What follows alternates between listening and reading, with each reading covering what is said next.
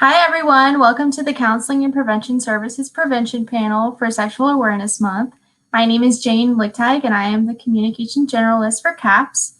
And we are so happy to welcome several wonderful panelists today to speak on sexual assault awareness and prevention. Just to be clear, this panel is not therapy or confidential, but if you would like to speak with a CAPS counselor, currently enrolled students can set up an appointment by calling 316-978-4792. And as a quick content warning, please be aware that we will be talking about sexual assault and interpersonal violence over the course of this panel. If you are experiencing an immediate mental health crisis, please call the Suicide Prevention Lifeline at 1-800-273-8255 or contact the crisis text line at 741-741. And joining us today are representatives from departments across campus committed to preventing sexual assault and providing support for those affected. First off, we have Sarah Safar from Title IX. Could you tell us a bit about what you do and how you support students? Yes, hi, I am Sarah Safar. I'm the Title IX coordinator here at Wichita State University, and we are part of the Office of Institutional Equity and Compliance. We are responsible for receiving all reports of sexual harassment and discrimination and retaliation, as well as protected characteristics, which include things like race, religion, national origin, that kind of thing. And so we get all of those reports, and then we determine how to address them. So every report that comes to our office will get addressed in some way. And that includes all reports from students. And we are here to support the university community, which absolutely includes students. Wonderful, thank you. We also have Heather Stafford from Student Health Services. Hi, everybody. I'm Heather Stafford, Associate Director at Student Health Services, and Student Health is your medical clinic on campus. So if you experience any violence, we ask that you come and see us. We can help check you out. We also have lab services. We have Plan B. We have a lot of different resources that we can use to help you physically and also mentally, and work with our CAPS program at the same time. We're also not mandatory reporters, so you can confidentially come to us and speak about your violence without feeling that you are reporting it and that it has to be reported to the university. Wonderful, thank you, Heather.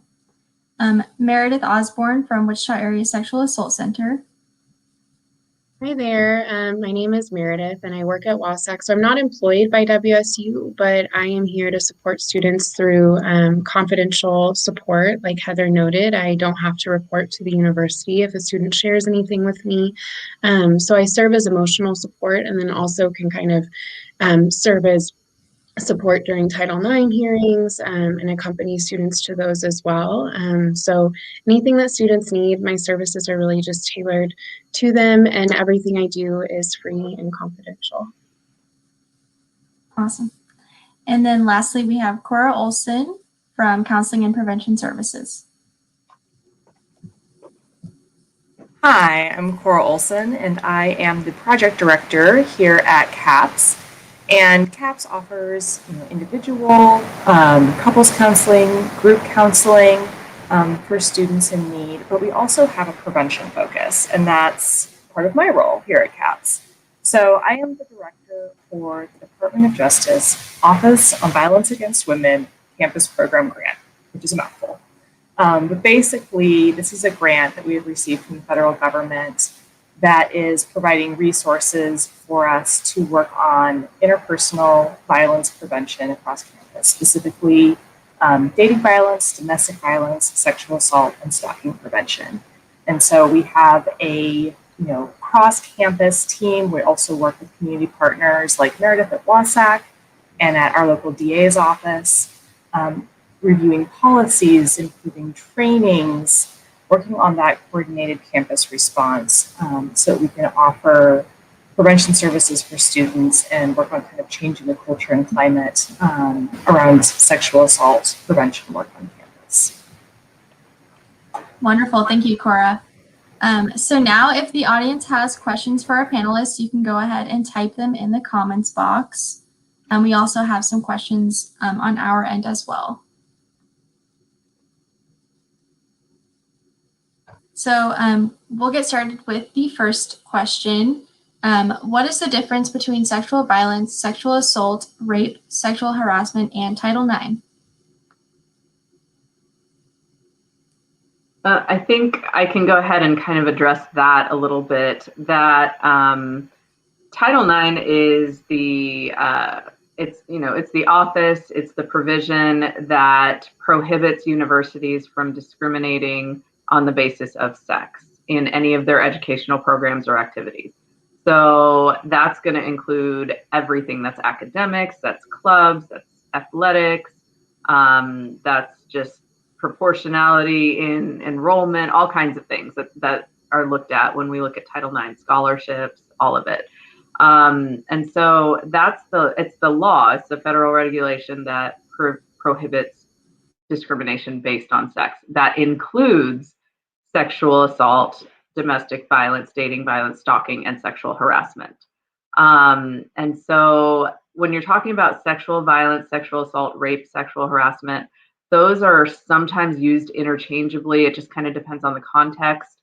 They all have slightly different definitions. For example, rape is a very specifically defined term that can also be referred to as sexual assault or sexual violence, but those things can also encompass other things. So that's a short version of a very long-winded answer.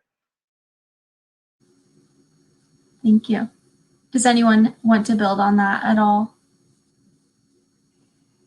I'll just say that often when we do educational programming, one easy way that we kind of talk about definitions is that sexual assault is an umbrella term. So there are different victimizations that fall underneath that umbrella. So a lot of times, like Sarah said, they are used interchangeably, but for example, like she noted, rape is a very specific term that sometimes is used interchangeably with others.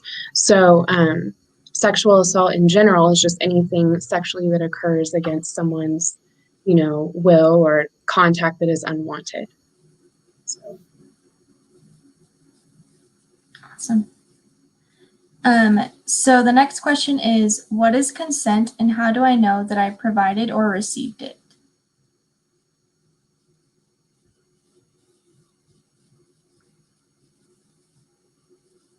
So go ahead, please go ahead. Yeah. So when you're thinking about consent, basically consent is permission. It is clear, it is voluntary, it's knowingly given. And when we're talking about consent in terms of sexual activity, it's also an ongoing process. And so, you may be out on a date and you consent to cuddling, on a couch, but that doesn't mean that you've also consented to kissing your partner or, removing clothing, things of that nature. And so consent is this very active process that both continues throughout like one encounter, but then also just because you've kissed someone before doesn't mean that they're going to want to be kissed in another context. And so, as you get to know somebody and develop a relationship with someone, you figure out how to communicate about these things. And it can kind of feel a little bit awkward sometimes. But you can also get creative with how you ask for permission and ask for consent. You can get to know each other's kind of shorthand for how you speak about, asking someone for a kiss or a hug or to engage in other sexual activities. So it doesn't have to be this like really dry, awkward thing that we sometimes think about and talk about it as. And I would just add to that we have a definition of consent that is very specific in our policies that we use, and it's pretty much exactly aligned to that. It's knowing, voluntary, clear permission by words or actions, and it's in our policy, it's specifically to engage in sexual activity, but consent is permission for any number of things, anything. And so we really, really want to emphasize clear communication, as Cora said, and then really making sure that we are clear on the differences between things like silence. Silence is not consent. Just because someone doesn't say yes, or doesn't actively say no, if they don't say anything, that doesn't mean you have consent. Honestly, the question, what is consent and how do I know if I have it? You will know. Like that's something that you will absolutely know. And if you don't know, then you can assume that you don't have it, because that's where we really get into the tricky nonverbal versus verbal communication and things like that. But it's going to be clear. You're going to know if you have consent. The easiest thing, as Cora said, is to ask, and there are ways to work in things like asking about consent or asking if someone's okay or are you still good with this, that don't have to be awkward, don't have to be uncomfortable. It might feel a little strange at first, but in practice actually can be very romantic, very sexy, very all kinds of things. There's lots of ways to work that in that don't have to be uncomfortable at all. Thank you. So as a student, how can I help end sexual violence at Wichita State? Can I just kind of ask Sarah to maybe clarify something as well on that last question, is to maybe talk about how alcohol, drugs, and other substances affect how consent? Yeah, so, and that's a very interesting topic. It can be very tricky. It's something that, when we're looking at it from a policy standpoint, might look a little bit different from an advocacy standpoint or a health standpoint. And so when we're talking about drugs and alcohol, there's a difference between intoxication and incapacitation. And so if somebody is intoxicated, that's any range of, tipsy to drunk and anywhere in between, blackout drunk, all those things. And those are very real things that people experience. But not all of those necessarily equal incapacitation, which is the inability to consent, where you actually are not, you don't know where you are, you don't know what's happening, you're not sure what's going on, and you either are conscious or unconscious or under the influence either of drugs, even prescription drugs. There are certain people who have to take certain medications that are going to lead to them being incapacitated. Anytime that someone is trying to engage in sexual activity with somebody who is not coherent, is not capable of consenting, then you're going to have a problem, because there's actually incapacity. And that can happen with drugs and alcohol. It's a little bit trickier because in our definition, the person who's engaging in the sexual activity with this other person who's incapacitated has to know that they're incapacitated, and that becomes really, really difficult. But there are signs, especially if you know somebody, if you are comfortable in a relationship and are familiar with that person and how they act in certain circumstances, you're going to know if something is wrong or if something seems off. But it gets a lot harder when you have people who don't really know each other that well, and they might think they have consent, but the other person doesn't even remember it. And also it gets, really into the weeds when just because somebody doesn't remember something doesn't mean that at the moment that they were engaging in it that they consented or not. And so it's really tricky, and that's where we really dive deep into our investigations. But the role of drugs and alcohol in this is very much a part of what we're looking at when we're looking at consent. And we generally are going to say err on the side of caution. If you're not sure, then don't do it. Does anyone else have anything to say about consent?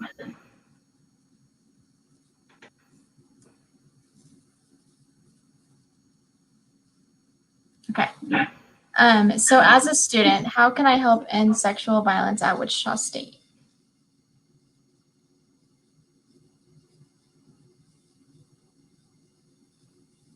I'll start with this one. So students have remarkable power to influence their peer groups and the culture of the campus. And basically what it comes down to is There are some formal ways that you can get involved. You can get involved in a group called Prevention Ambassadors, which is part of the Prevention Services Advisory Board. And one of the focus groups is sexual violence prevention work. We'll be accepting applications in the fall. You'll hear more about that. But there are lots of informal ways that you can help end sexual violence on campus and in the Wichita community. And a lot of it comes down to noticing when things are off, whether you're at a party or, a relationship that your friend has, they're saying things that are concerning about their partner being controlling, or somebody that they are seeing is really forceful and not accepting that they don't want to engage in sexual activity, or that they only want to engage up to a certain point. These can be places that you can intervene and help out a friend. You can, if you're at a party, you can be like, hey, like, let's go grab food, or pull someone aside and be like, are you okay with what's going on? Do you need assistance with anything? If you're talking with a friend about a relationship that they're in or someone that they're seeing, you can go and talk to resources on campus, whether that's CAPS, whether that's Sarah, whether that's Meredith. There are resources that you can help people access, and you can participate in this cultural shift of awareness and engaging with one another and caring for one another in that way. I think sorry. Go ahead, Heather. I keep doing that to you, Jane. I think it's also important if you're a student leader in an organization, whether that may be a sorority, fraternity, or maybe student activities council, or any of the different organizations on campus, if you know these resources, bring them to the group, because some people may not seek out that education and opportunities on their own, but bringing those resources in. I've gone out and done a lot of sexual assault trainings and different information and education to a lot of different organizations on campus. And I think that it's a good opportunity to not only provide education, but maybe also get somebody to speak up about something or come to you afterwards and say, hey, I've seen this happen, or this has happened, can you help me, figure out what to do in this situation, or I have a friend. So I think it just creates more opportunities for education. And I would add just that, what Cora was describing is what we refer to often as bystander intervention, where somebody who is witnessing or suspects that something is going on in terms of sexual violence or other types of harm, that they can actually take action. There are things you can do to stand in, to stand up for somebody. And we actually provide a training specifically on bystander intervention. I work with student conduct and CAPS on that, and it is a pretty popular training. If folks ever want that, feel free to reach out and we can provide that for you. There's lots of scenarios and tips and really, really strong action items that people can do to help end sexual violence, but also, as Heather said, just the education, just learning more about it, learning what the resources are, learning what to do, really being strong with your own convictions, your own sort of inner moral code about what you think is correct and not, and standing up for that and holding true to that, I think is also a big part of it. It's very difficult sometimes in a university setting to do that, and it takes practice, and this is a good opportunity for you to learn, what are your limits and boundaries, and what are the things that you are okay with seeing and observing, and what are you going to do about that.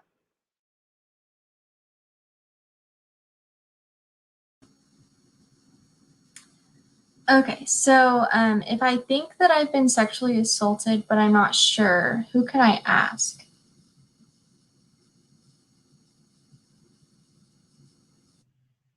Um, not, I was just going to say, I mean, you could absolutely ask me or Heather just in a way of confidentiality purposes, just because we are not mandated to report. And it's a common experience that people aren't sure, just because this looks like so many different things. And so that's really normal for people to understand later that this is something that happened or have questions about it. So if someone does feel that way, I am more than open to chatting with someone about that, and we can figure out how to move forward. So yeah, that's a normal thing to kind of feel and stuff. Yeah, I think just anytime you're not sure, definitely, reaching out to Meredith is a fantastic way to start. Again, she's not even affiliated directly with Wichita State, and so there's no reporting obligations. And also, she is a wealth of information and support, and the entirety of WASAC, the Sexual Assault Center, staff are very, very good in that. They're trained. We also have, as Meredith said, the student health services going in and talking to somebody. There, again, it's 100% confidential. It's going to be the same with counseling and prevention services. And the other resource that could be useful in that kind of situation is our care team. There are folks on the care team that can support, help ask questions, direct to resources. There are lots and lots of folks available to talk to about this who are not going to talk about it with anybody else. And it's really important, I think, to define that for yourself. Awesome. Look at that graphic. That's perfect.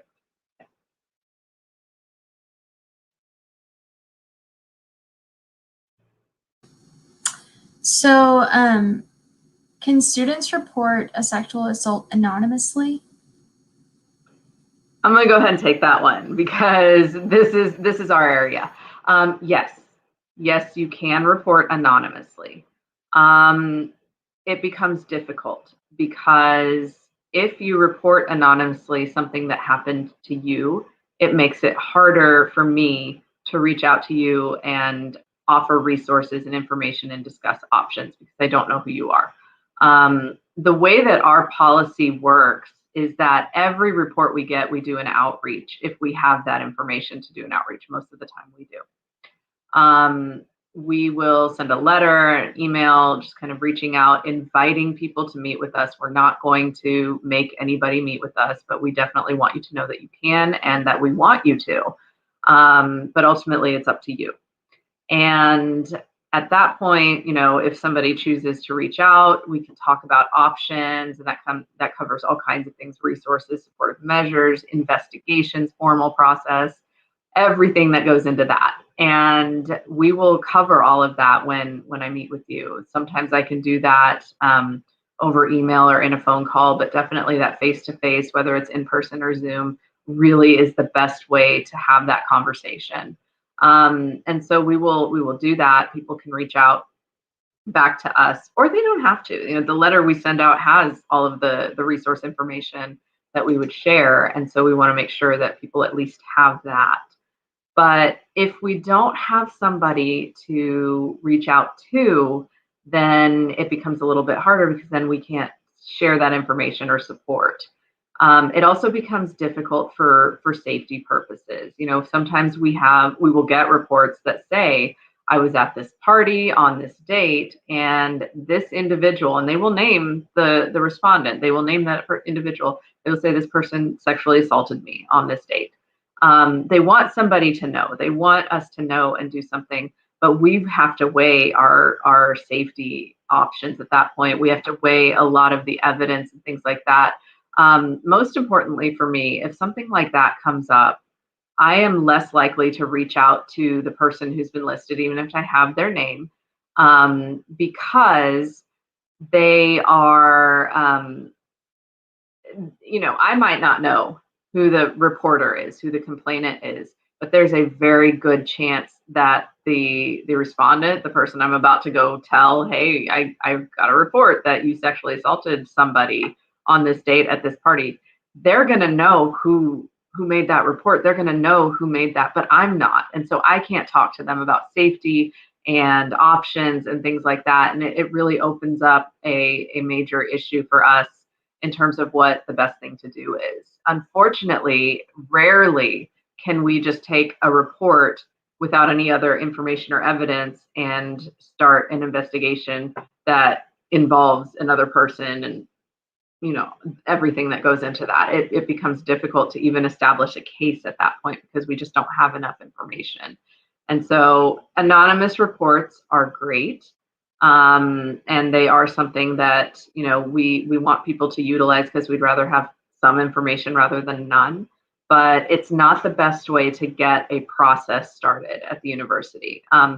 One way that I have seen anonymous reports work really well is if it's a friend or colleague or coworker or somebody like that who has witnessed it or seen something happen.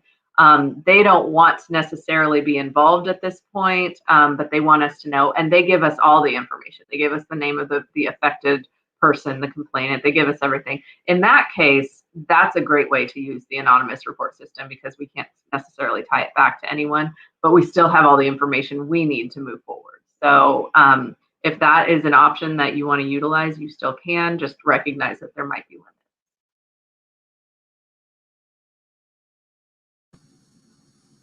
limits. How can I file a report if I want to? Yes, that's me again. I feel like I'm hogging the whole conversation, but I will say that the best way to file a report is just to contact me directly. You can contact me via email, phone number. I think it was all listed on that card, and you'll probably see it again. And there's also our website, which is wichita.edu/OIEC, Office of Institutional Equity and Compliance, OIEC. And at the top of that page is our electronic reporting form. It says submit a report. That's going to be the most efficient, quickest way to get the information to us. But you can report anyway. You can come into my office in the Human Resources Center. We'll be moving back into in-person over the summer. And you can call me, you can email me.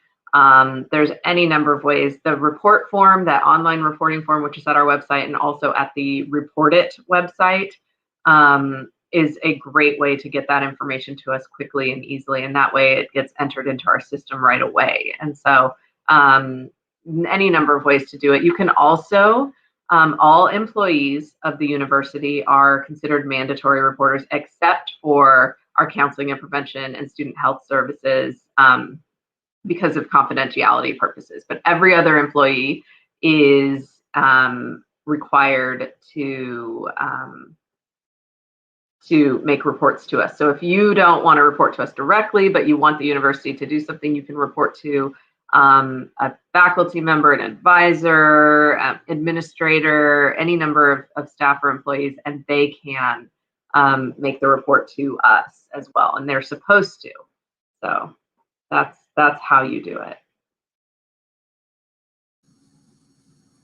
Awesome. And kind of a different direction now, are there sexual assault trainings that are available for students to take? Yes. Yeah, go for it, Cora. Sarah already talked about one of them, the bystander intervention training that's available to student groups and faculty. If faculty are interested in having you all come in and present, that is an option. It's a fantastic training. But there's also the mandated training that we have for incoming students that is available on the website, and you can go to wichita.edu/prevention to access it. And Sarah, is it also available through? There's a link to get to that information on our website. We don't host it on our site. All incoming students receive the notifications, the email notifications, and then how to get into the training, how to log in.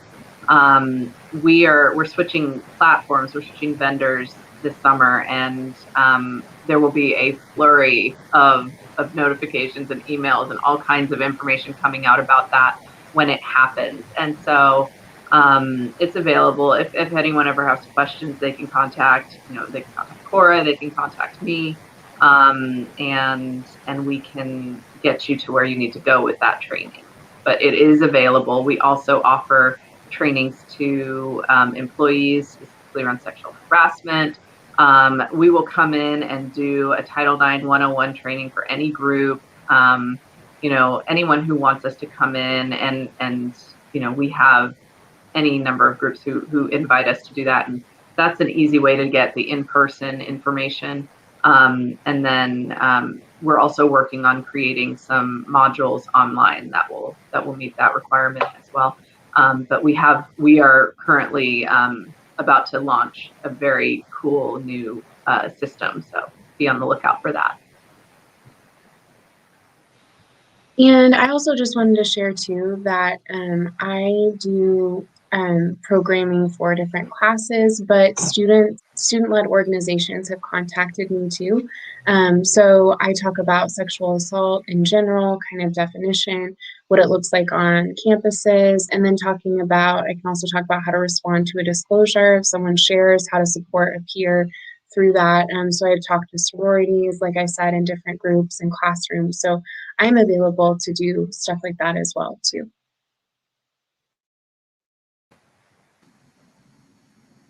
But Wichita State's also working on developing its own training modules. Historically, we have, purchased other programs for incoming students to use.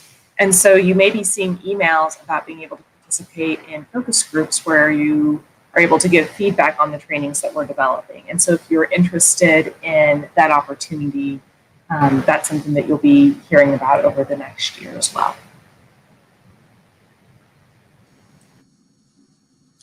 Wonderful. And then our last question today is, where can I go to talk about coping with sexual assault trauma?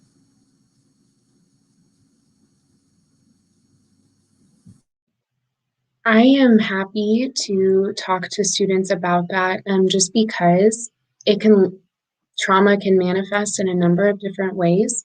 And I really am focused on whatever a student wants from our time together. So there are some students that I've just talked to about how they feel and, seeing their perpetrator on campus or something like that, and we talk about it, and I'm just there for support. Other students are interested in more logistical, filing a report, things like that. This process and this situation, it looks different for everyone. So I am happy to meet with students and talk about the range of emotions that they might be experiencing as a result of sexual trauma, for sure. That's something I can absolutely am happy to help with. Student Health also has a sexual assault nurse examiner who's finishing up her training, and she would be a great person as well as any of our healthcare providers and nurses on staff. We have a lot of times students, it may not be something they want to talk about right away to us, but we might have them come in 6, 12 months down the road and talk to us a lot about different experiences they might have, and also because they want to make sure that that experience also left them physically safe. And so we might do, STI testing or pregnancy testing or any of those various things that we can help students out after an experience. This is very much a resource. CAPS works closely with both WASAC and Student Health. And again, services are confidential. If you're interested in individual counseling or coming in and talking with your partner, if you're in a relationship and you experience sexual assault, you may want your partner's support, so you know they're not the perpetrator. And there's also group counseling, and Meredith helps with the group counseling. Do you want to talk about that at all, Meredith? Well, right when you were saying that, I was like, oh my gosh, I didn't even talk about my group. Yeah, so I co-facilitate a group with the Counseling Center. It's a general healing from trauma group. So anyone who is a survivor of trauma, which unfortunately many of us are, is available to join that group. And we work through a bunch of different things that are associated with symptoms of post-traumatic stress. So we kind of just worked through the last few weeks. We talked about anger in relationship to trauma.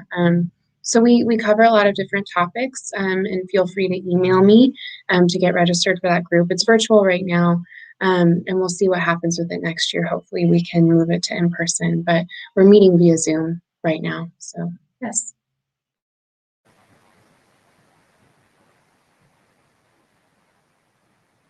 Somebody who is dealing with sexual assault or, sharing a dorm room with someone, you might be feeling the weight of their situation and seeking out support, counseling services, talking with Meredith.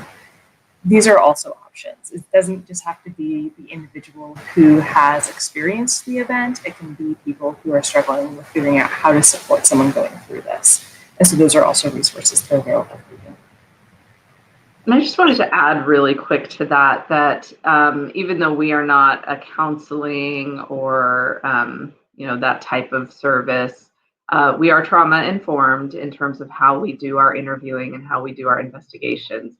And the other thing that we can do that can help with coping with the trauma of sexual assault is our supportive measures. That is something that we can offer to anyone who has come to us for assistance, even if they don't go through the formal process of investigating and all of that. There are things that we can do. We can do housing supports. We can do academic support, which is things like extending deadlines or being flexible with our instructors and how things are turned in. With housing, sometimes it's a move or a change in the contract or something like that.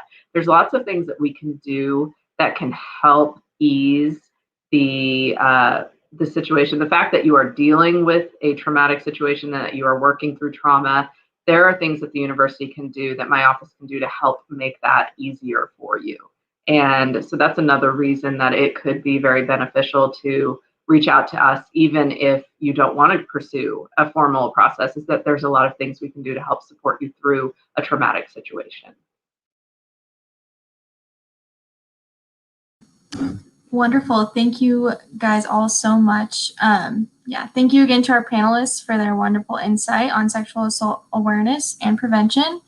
Once again, if you are experiencing a crisis, please call the crisis line listed on the screen.